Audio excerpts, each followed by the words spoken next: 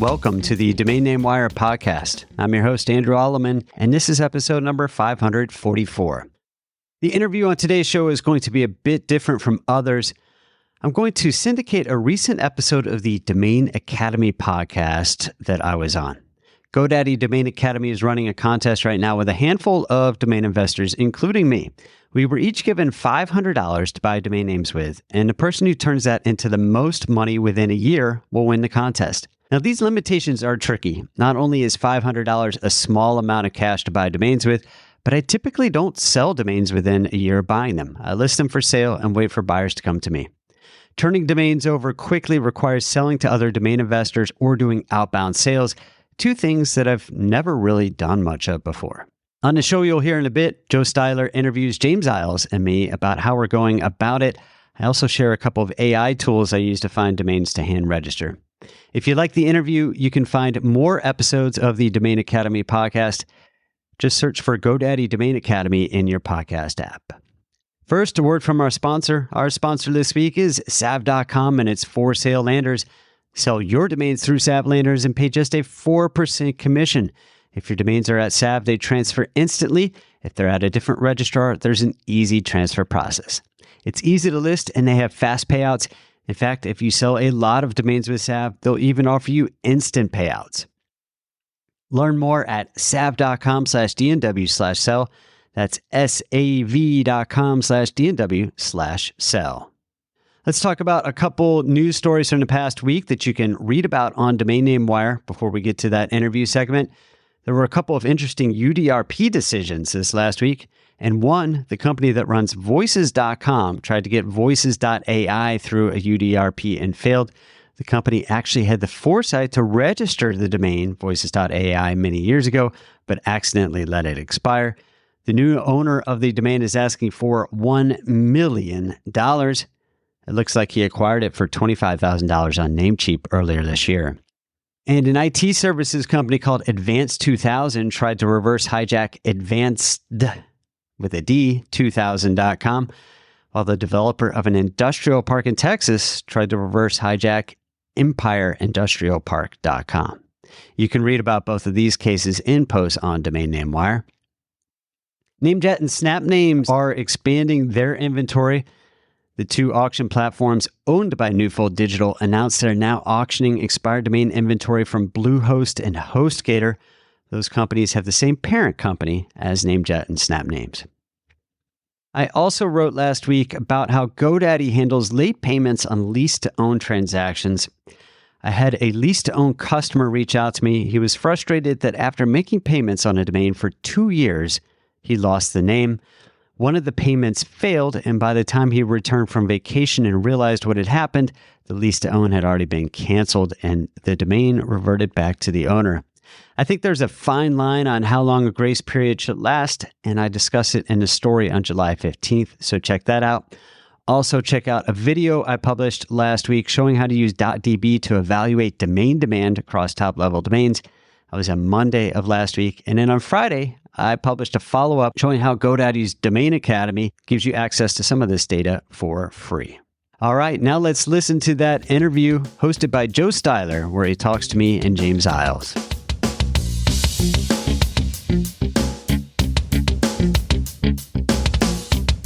And with us today, we've got Andrew Alleman and James Iles. And we're going to start off by asking, since we talked last, which was 4 weeks ago or so, what names did you pick up for the contest and how did you get those names?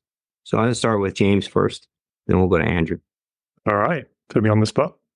Since we last talked, I have changed my strategy a little bit. So I started out really focusing on the keywords from Afternic. So for a little bit of background, that's the top keywords that Afternic puts out every month. There's a lot of consistency on those. There's my, there's group, there's bet, there's the. So that's what I was focusing on initially. But Andrew made a very good point in our last podcast that the reason that we're not seeing good names come down to the closeouts with those keywords in is probably because they're popular keywords. So I've changed my strategy a little bit. I picked up litterbet.com, which was in the last stages of a $5 closeout. which I feel like is a good name for the gambling industry. But you'll notice if you look at the spreadsheet that we've got, that my strategy is shifted quite dramatically towards geo names. So I'm looking at domain names where there is a specific need for people who want to improve their business presence online. So that could be real estate, that could be dentists. There's a few others, but those are my main focuses at the moment. And then I'm looking at population-wise, like cities in America with maybe 20, 30,000 population at least. So you'll notice that some of my names like VeniceBroker.com, MalibuAgent.com, LakeCharlesDentist.com, and SaratogaBroker.com. They're closeout names that I've managed to discover. So not a huge amount of progress from me in the last few weeks, but that's intentional, where I'm looking for a few diamonds in the rough. Yeah, so it looks like you changed things up and you're planning on doing some outbounding. We'll get back to that, but I find that interesting. I want to find out what Andrew bought and, how did you discover those names? Sure. So let me just pull up my list here. So I guess then looking at the most recent acquisitions, since May 12th, so we're recording this June 4th, I've acquired InboxSentry.com, PressNavigator.com, WowCouture.com, RationalCode.com, and PodShuffle.com. All these were closeouts except for RationalCode.com, which was a hand registration. And I'll say, going through this process, I don't know if I would have the patience to be a new domain investor at this point with these restrictions, because I think the domains I'm buying are similar to what I would normally buy as a domain name investor. And these are the types of names that can take a while to sell, because there isn't necessarily a direct outbound buyer for it, like the ones that James is talking about. I think the strategy James is taking is probably a good one when it comes to if you're trying to flip these domains really quickly. I look at, of the domains I've sold this year, which, we're only at the beginning of June, I've sold 15, 16 names. Only one of them was registered in 2024. All the others were registered before that. To win this contest, you really have to do outbound or sell investor to investor. And that can be tricky, and it does kind of change your mindset and what you register. I would say of the ones I registered here in the past couple of weeks, the Rational Code one, that's a hand registered. I found that through a site I can talk about later, Lean Domain Search. But other than that, they were all ones that I found either through expireddomains.net based on the filters I've set, or through my account manager sends a closeout newsletter every weekday, or maybe it's every other day, that has closeouts that might be interesting to look at. And so sometimes I'll find a name through that. So you've been using expireddomains.net? Yeah, that's primarily what I use to find names and closeouts. And I'd be happy to pull that up and kind of show how I do that. So I think that would be good. All right. Let me share my screen here. Are you seeing expireddomains.net now? So yeah, I just have a set search here. You see here, I have set searches for a lot of things, just GoDaddy expired. And then I save this one, GoDaddy closeouts. And by default, it sorts by valuation, which, this is the GoDaddy Go value. And I know a lot of people are like, oh, I don't like how it values domains. But when you're sorting a big list, it's actually pretty helpful. That's not to say that a name that you find at, $1,800 is actually in your mind worth less than the one that's up here at $3,000. I actually don't think this is a great name at the top. It does a pretty good job sorting. So I'll typically go through and I start here and I go down until it hits maybe, I don't know. Let's see. You can see there are 28 pages that meet my things. I'll go down to maybe either $1,500 or when I think that the names are looking pretty bad. Yeah. And then I'll sort by some other measure, whether you can do when the domain was originally registered, when it first popped up in archive.org.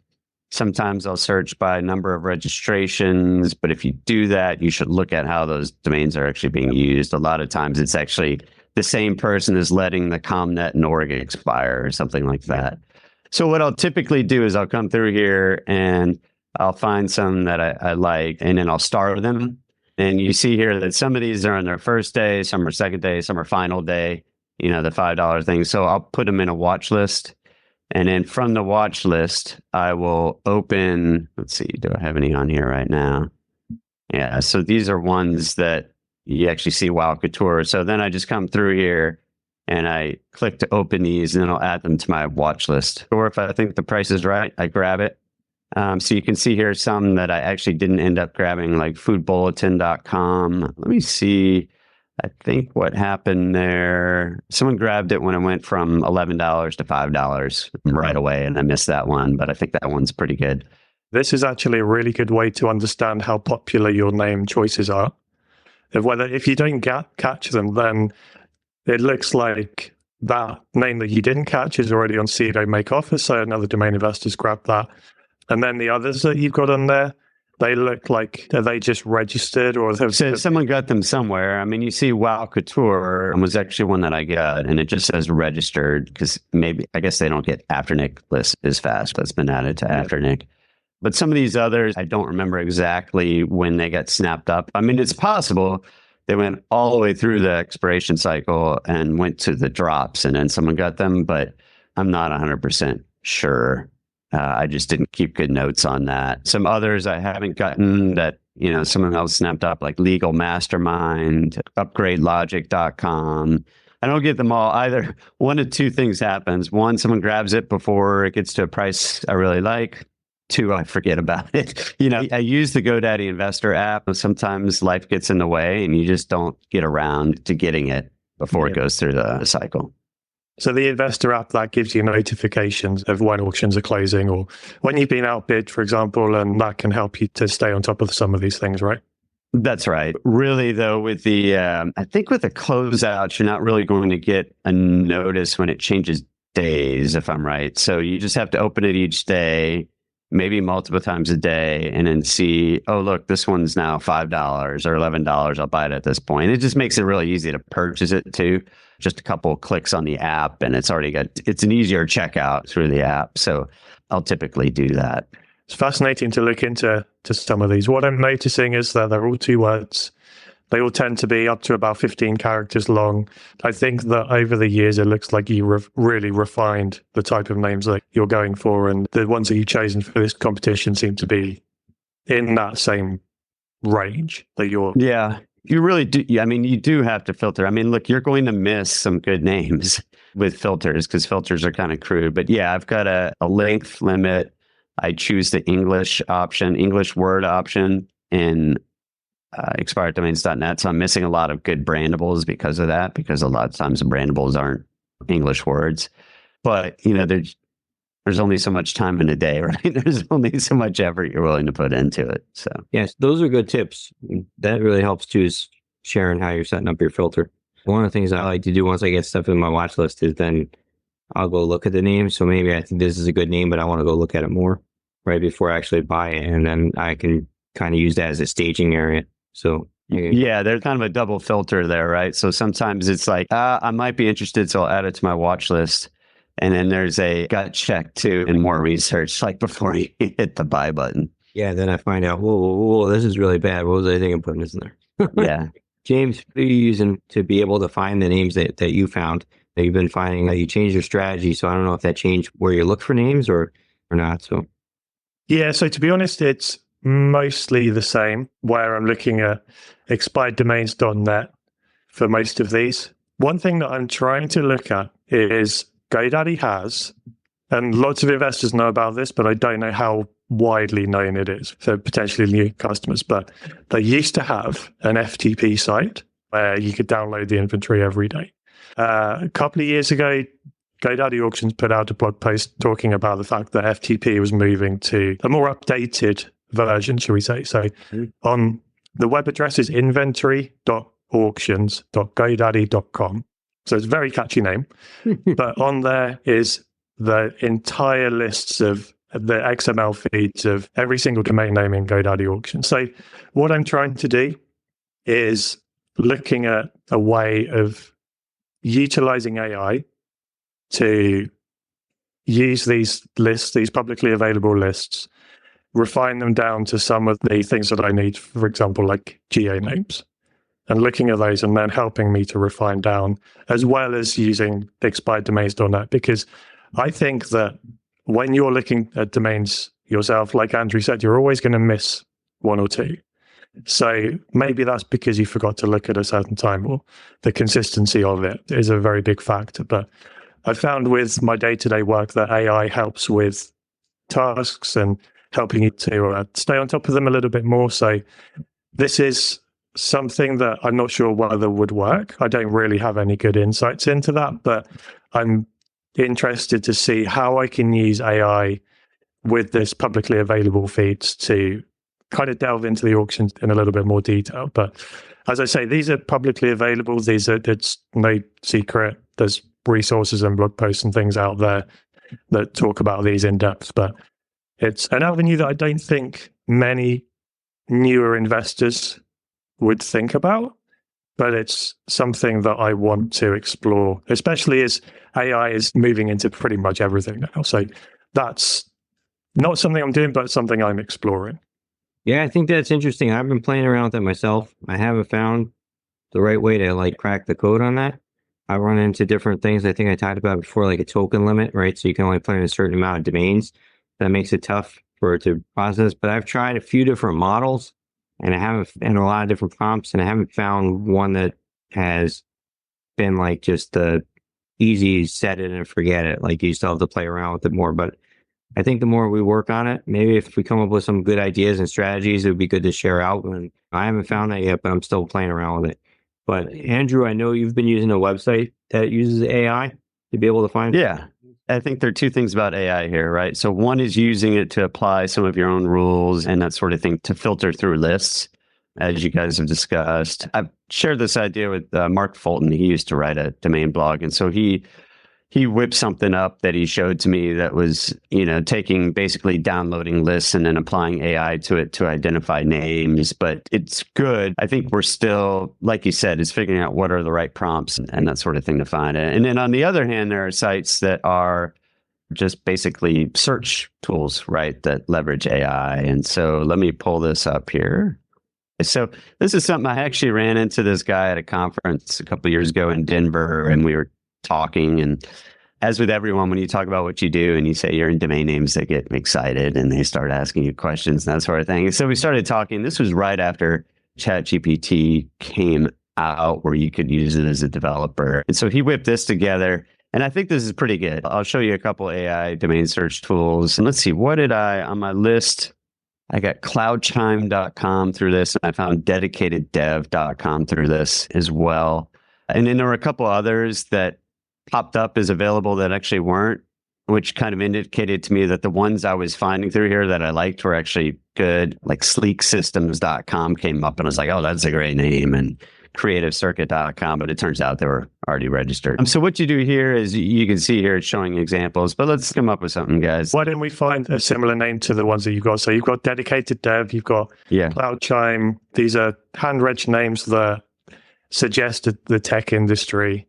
Right. So let's say a tech company that develops custom software. And then there are advanced options here. So let's limit it so that it's not too long. I'm going to choose .com only. Okay. You can add a keyword for extra focus. We're going to purchase it from GoDaddy. But then you've got descriptive, clever, alliteration, and metaphors. So let's just choose one of these so we can see what it looks like here. So as with all AI, it takes a second to pop up. You got to be a little patient here. But so you see here, there's not, a lot of these are 3 words. But this was, what do we choose here? Descriptive. And so custom code house, tailored coders. And then, it delivers 20 at a time, and you can deliver more, or you can generate more. So some of these are good. They're a little long. Obviously, tech domains are pretty popular. Yeah. It can be a little bit difficult. So now let's see the difference here if we choose clever. So what's the definition of clever? I don't know the exact definition. So let's see some examples. Like, okay, so digit drafters, right? So it's more, I think, more along the brandable side. Preciseprogram.com, Softy Solution. Software, of course, isn't a term people use as much anymore. They use app, but digit drafters is kind of interesting. But you can see here the other types that it tried to come up with, but that were taken, like Clever Code, CodeCraft. I mean, these are great names here, right? They're just obviously taken. These are some good names. Yeah. So it's generating, you can tell it's generating great domains, just most of them aren't available. When it comes to hand registrations, it's tricky. Alliteration is one that I actually look for in expireddomains.net as well. This is where the words start with the same letter or the same sound, right? So nimble networkers, but let's look at some of them that are taken here. Code creators, code companions, bright bytes, those sorts of things. Yeah. So when we're just talking about alliteration, so what's the attraction of alliteration for you? Buyers like it. Let me look through some of my domain sales off screen here. Fortifyfund.com is one I've sold on an LTO that I actually found through AI Domain Genius back in 2023. So I have sold domains that I found through AI, and a couple, right? You're hand registering. These aren't, again, you've seen that the best domains are taken, but I have sold a couple that I found through that. I think buyers like them because they're catchy, they're memorable, and of course, being easy to remember is important. So I certainly think the alliteration is something to look for in names. Yeah, I noticed you picked up a few with alliterations, so spin sites. Yeah, it's not the best domain I bought, but sellerserve.com. Right, yeah, that's a better example. Yeah, a Cloud Chime. I don't know if they start with the same letter. I don't know if that's exactly, the sounds are different. But so, yeah, I think I found it to be an effective thing to look for because I think brands like it, or buyers and user buyers. And then Metaphor, let's see what it pulls up for that. Coded Galaxy, Sync Oasis, but let's look at the ones that were taken. Fusion Cloud. It's coming up with metaphors for the words, basically, and doing them. And then, of course, if you're like, oh, I don't know which ones I'll like the most, you can go to Random Mix. And I bet these will be different from the ones, let's see, Clever Crafters. So, it can take some time because as you see here, for every 20 it's pulling up, most of them are taken, but you can find some good stuff in there. It can take some time. It can take some patience, but this is probably my favorite AI tool. There's another one that Domain Agents offers that's pretty good. You have to log in to do it, and they kind of rate limit you. It's a little bit clunkier to use, but it says, okay, in your own words, what does your business do? So let's just copy what we did here. Let's leave off words just because we didn't do it in the others. And then let's pick 3 terms we think of our company. So since this is a tech company, what do we want here? We want wise, intelligent, say positive as well, and generate here. So for anyone not watching, there are multiple fields that you could input there rather than AI Domain Genius was just one prompt, essentially a bit like a Google search. Yeah. So Domain Agents came back with names that are register. They say make offer, and then ones that you can register. So they have mindtechco.com, positive prog, PROG, so short for program. And then we can load more here. Let's see. I don't know what this one is. Power of Ink. Yeah. And then priceeco.com. So they're using AI. None of these things are perfect. If nothing else, when you go through here, you might see some, we're back on AI, domaingenius.com. You might look at codegenie.com and think, oh, Genie is a great thing to put with tech terms. And then you can create a spreadsheet and use the concatenate function to come up with a bunch of keywords. And this is, James, you're doing geodomains through expired domains. I used to register a lot of geodomains, and I just had a spreadsheet with 100 cities, and then I'd plug a term in, and it would generate the domains for them. I'd go into GoDaddy bulk search and see what was available to hand register. Geodomains are funny. I think for this contest, they make a lot of sense. In general, though, one of your challenges is that your buyer market is so much smaller because they aren't global in nature. SaratogaBroker.com, one of your names, James, is only going to apply to brokers in Saratoga, which is a lot smaller than a term that applies to everyone, but which I think for the contest we're doing makes a lot of sense. But I've just, over the years, I had a lot of these names and I let them drop. I've also sold a lot, but they can be challenging because your buyer market's a lot smaller. But also your buyer market is potentially more interested. Absolutely. As well. So you do have to probably make the connection. You do probably have to do some outbound on it. But if you're willing to put the work in, I think that especially those broker terms, there's essentially owning that market. Yeah. Just a quick tip for you, James. So broker versus agent in the US are 2 very different things. You can be an agent without being a broker, right? Like a broker is a higher level. And then I think we mentioned this on the last show, but for new domain investors out there, realtor.com. A realtor is a trademark. So avoid those names like the plague. So yeah, it's very, very strongly protected. Yeah, for sure. But it's something that most people don't realize is a trademark because it's almost generic at this point. Yeah, no, it's a very good point. But just going back to the AI tools for a minute, how are these starting to change your daily routine as a domain investor? So I think the tools I just showed aren't ones that I would use on a daily basis because they're really for capturing the hand registered domains. I think where things get interesting is the expired domain market. And can you find the diamonds in the rough that you aren't going to find through your crude filters? So a lot of people will set up a filter that's like the domain age has to be at least 10 years old. But then there are a lot of great names that maybe expired and then they expired again and you miss those that way, or the number of registrations, right? So they're pretty crude filters that you apply because you can't possibly look through 100,000 names every day, but you miss some good things. And so I think that's where we're going to get. But as we've all discussed on today's show, just trying to do it manually through prompts and that sort of thing, it's tricky to do at this point. And so I think some developers, I know Mark's been working on stuff, Mark Fulton that I mentioned earlier, I think will make it easier. And I've talked to a couple, I know there are domain investors that are doing it, that have invested some time into the technology behind it. But I do think there are opportunities to find kind of the diamonds in the rough that you don't get with the crude filters that everyone uses, right? Because keep in mind, everyone for the most part looks at domain age and the number of registrations and keywords and that sort of thing. 100%. It's getting past the stage of, it's almost domain search 1.0 to 2.0, right? Where it's getting smarter and we can probably do more with the tools that we've now been provided by ChatGPT and Claude and these other AI services that are out there. We've got the technology now and we just have to work out how to implement it as domain investors.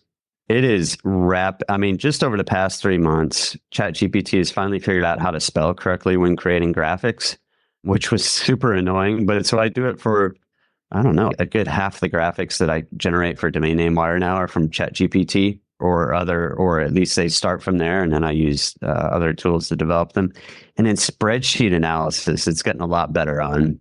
I remember trying a year ago to upload a spreadsheet and have it do something to it, and it would get through like 5 rows and then it would quit. Whereas this week I did something where I needed it to manipulate, split certain data out, and it did it for all like 6,000 rows in the spreadsheet in a matter of minutes. So I think this time next year, I'd be shocked if we weren't using generative AI in a very serious way to find expiring domains. Yeah, totally agree. Yeah, I think the trick is to try and figure out one that's going to work for everybody, because everybody approaches domains different with their own background or strategy. So, even in this contest, we're looking for different types of names. And when I released the Afternic Advanced Search tool, we did a test with, I think, 100 people. And I expected everybody to be looking for oneword.coms that were underpriced. But everybody approached it different and bought different types of names. And so I was really surprised, like there wasn't an overlap. If you're, okay, we're going to let these 100 in, they're going to find all the good names and there's going to be nothing left for anybody else. But everybody bought different types of names that were good. So I think that's the trick, because there's an individual like component in domain investing that makes things interesting. So yeah, I found through that Afternic Advanced tool, just to plug it, I found margo.org for like under $100. Mm-hmm. So oneword.org, and sold that one for $6,500 pretty quickly after. So there are opportunities in there for sure. All right. So speaking of that, pricing, which is a great caveat, how are you pricing your names for the contest? So what would you do to price your names is what I want to know.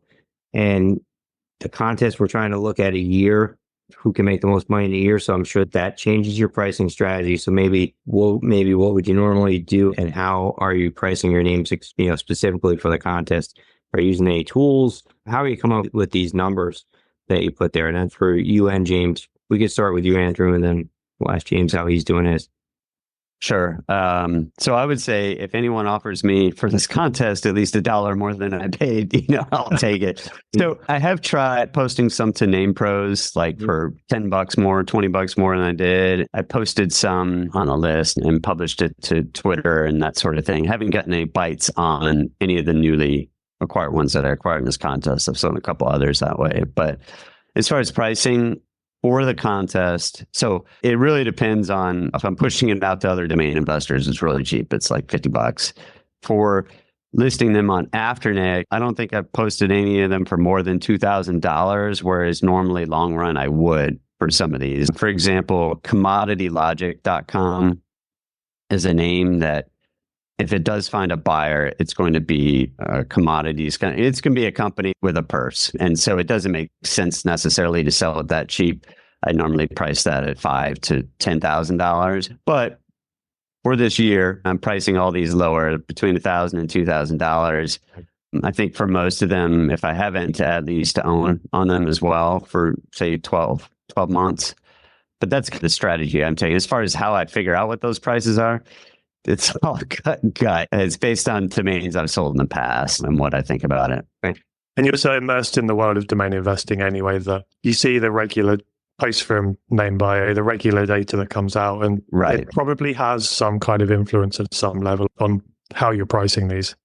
Yeah, I would say for new domain investors, looking at what's selling, like just looking at, so Ron Jackson does an excellent job posting these lists on DN Journal of sales, but you have to remember most of those are the top of the top. Either someone got lucky or was a great domain. Other companies publish less expensive domains, and you can find a lot of those on NameBio as well. You don't want to look at what they're selling for in auctions. You want to look at any user purchases, but looking at those names that are selling for $1,000 to $10,000, I think is where I focus and say, okay, based on that, maybe this domain would sell for somewhere in that range. That's good to know. The other thing I think on Ron's, what I find helpful is to scroll down, right? Yeah. You've got this section of CCTLDs and other things. And then he's got a section of names, I think up to $5,000. I forget what the cutoff is, but those are more like the kind of normal names that you'd see. So looking in there and seeing what's trending is another thing, because he publishes it pretty frequently. So that's helpful. Yeah, he does that every other week. I do a post every week that's end user sales, where I look at ones that companies have purchased and I say who they are. And you see patterns there, right? You see, okay, this company had the .de and they wanted the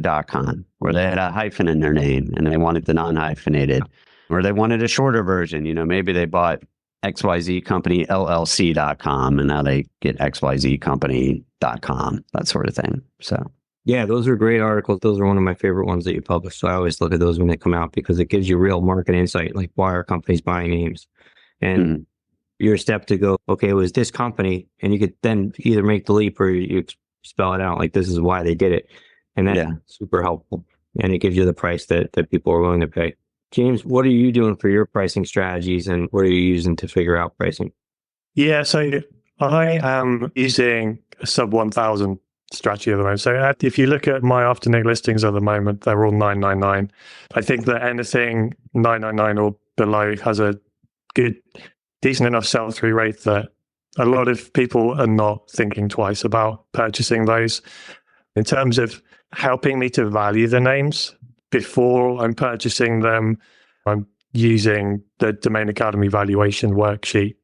And I'm also using NameBio as well. So the Domain Academy worksheet does have a plugin to NameBio, so you can pull some stats from there. But you can go a little bit deeper with NameBio. It's got multiple different searches and ways of searching for different domain names on there. So I use the two combined. I find that the valuation worksheet, I know that I work at GoDaddy, but I still use these on a regular basis because they help you to break down the different aspects of a domain name's valuation, which I think if you've been out of the domain buying space for a while, or if you're a new domain investor, breaking those down into different qualities of a domain name and then putting them next to domains that have already sold, they really help you to distinguish between any names that are good and any names that you've chosen that aren't so good. And the names that you've chosen that are good, you go on to purchase, and then you work out your strategy from there. At the bottom of the sheet, you have your estimated retail value, your maximum retail value, your wholesale value as well. And so I go into those, and based on the valuations from GoDaddy, based on the valuations from BrandPath, from Estibot, and then the name bio comparisons as well that you can pull through, you get a sense of where your boundaries are. And most of mine are sitting the retail range of between 300 and 2,000. So I'm putting them mostly around that 999 point. Like Andrew, if someone offers me a little bit more, then I'm going to take it for the purposes of this, so that it helps to reinvest those funds a little bit quicker. And James, I just pulled up a couple of your landers, GoDaddy Custom Lander. It's not showing lease to own. Have you activated lease to own on these, or? Yeah. So what I've done is, before I put any names into my account, so I've created a new Afternic account for this, I went into the settings and went to the Lander page. So that's afternic.com/account/Lander. And I set up my default Landers. So I'm going for custom Lander, and I'm going for the buy now plus make offer option for that. So everything that gets listed on there automatically goes into that setting.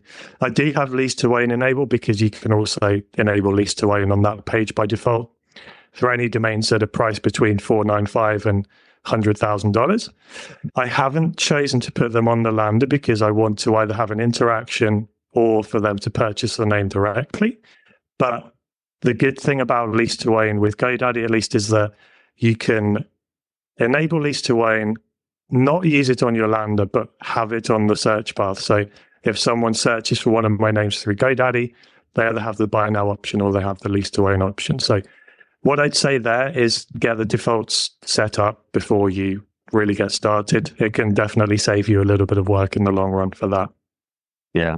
Yeah. So I just typed MalibuAgent.com, which, by the way, is a great domain. Good pick up there, into GoDaddy, and there's a lease to own option, $100 a month, basically 10 months. Yeah, exactly. So it's going to be the lowest that you can do is $100. So if you have a $500 domain, it's going to default to the 5 months. You can always set it higher by default, but it's going to end up at $100 a month. And you got that one in a $5 closeout too. Nice job. I did. Yeah. Again, it's a diamond in the rough. That's what we're looking for. Yeah, that was a great pickup. I was jealous. That's a good tip. The default, setting up your stuff to default as much as you can so that you don't have to worry about it. You can kind of just set it and forget it. I know we're all probably guilty of buying names and then they don't wind up for sale for a while because we forget, right, that they came in the account. Having the default on GoDaddy too, you can set up default name servers, and it's not for auctions. I've been bugging the people there, so we'll see what happens. But the hand reg names that you do pick up, you can set the default. So I set those to default to Afternic with my 3 name servers, NS1 and NS2.Afternic, and then my ownership verification one so that it can overwrite. And then at least I know there's a lander there, so it'll go to a broker. I have it set up for make offer by default. You still have to add it though to Afternic, right? You still have to add it to Afternic. Yeah. So if you don't, at least the broker will reach out to you and say, hey, looks like this is in your account. We got an offer on it, but you don't have it for sale. What do you want to do? At least you'll get that contact if you forget. It's just another fail safe, and it helps. And again, that's only on hand reg. So if you get something on closeout, it's not going to default to that. But I think the more stuff you could do to save time, the better. James, I have another pricing question for you. You're saying that you're going to do outbound, right, to these brokers or agents. Is your pricing strategy going to change when you reach out to people versus what you have it listed for sale for, or are you going to keep the pricing the same? I'm going to keep the pricing the same on the Lander. There's always the option with Afternic where you have the custom checkout link, where if you're in a negotiation, then it's a useful tool where we can say, look, it's this price on the Lander, but use this checkout link, go straight to GoDaddy, you can buy it for less. To be honest, I'm going to play it by ear a little bit with the pricing for that, depending on the different negotiations that, fingers crossed, I'm going to have with these. You never know. But yeah, so that's it. I'm going to play it by ear. Okay. Pretty much. So you're open to negotiate. And if you do, you're going to use the custom checkout, which you can generate from inside your Afternic account. And one of the benefits of that is that there's a 5% commission on that. So it'll save you money on the commission side.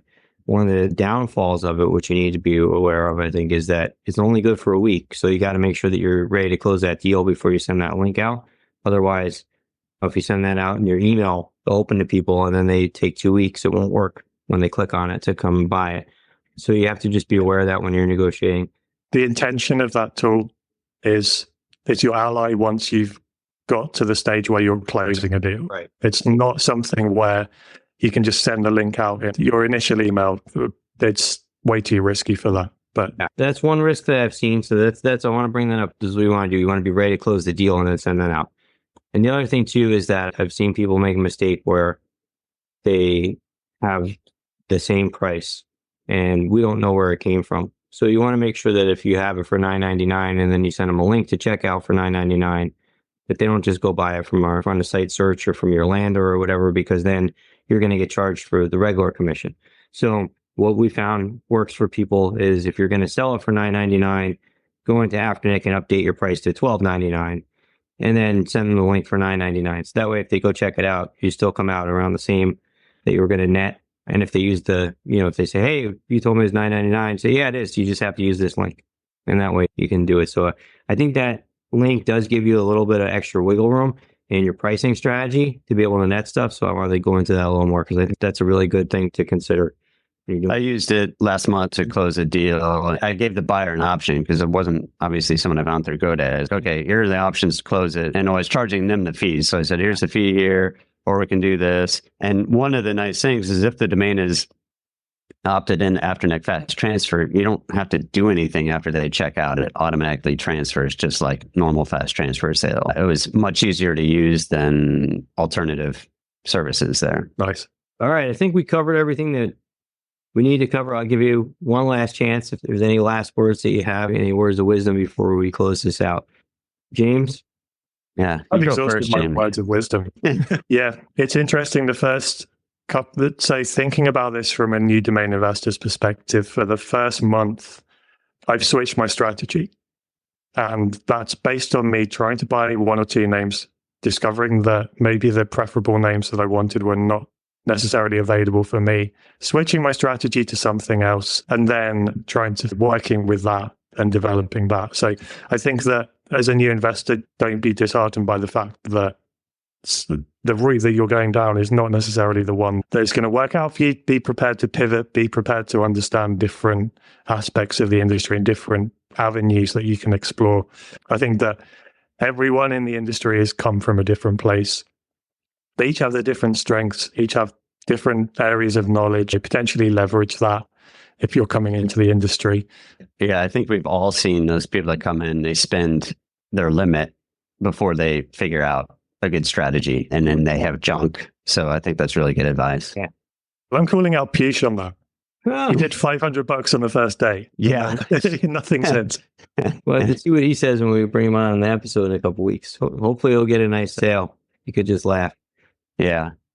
So advice, I guess this is just reminding me of the buy and hold strategy, the buy list hold strategy that I normally do, how different that is if you're on a limited budget, and if you need to see results quickly. I just don't think, I mean, my sell-through rate in a given year is 1.5%. And that's on domains that I just acquired all the way back to 20 years ago. So when you're looking at just domains that I'm not going to be able to acquire 100 domains, right, with the budget we have, and these are going to be newly acquired domains, it's tricky, right? And so I think there are two things there. One, if you're coming in with a limited budget, you need to understand you're going to have to put in more than just grunt work to figure out what the good domains are, but also grunt work to sell them. You're going to have to try selling them on either domain investor to domain investor or outbound. I think that's the only way you can really start to make quick flips. And there have been plenty of domain investors that have done that. They've hustled, right? They've worked hard and they've done that and it's worked for them. And then they got to a point where they could parlay that into, I'm going to do this buy and hold if they wanted. I guess that's kind of my thoughts at this point here at the beginning of June. Yeah, I'm interested to see where everybody's at when we do the 3-month check-in. Well, thanks for listening to that interview, and thanks to Joe for hosting that. That's a wrap on this week's Domain Name Wire podcast. You can listen to all previous episodes at dnw.com/podcast or on your favorite podcast app. Thanks for listening.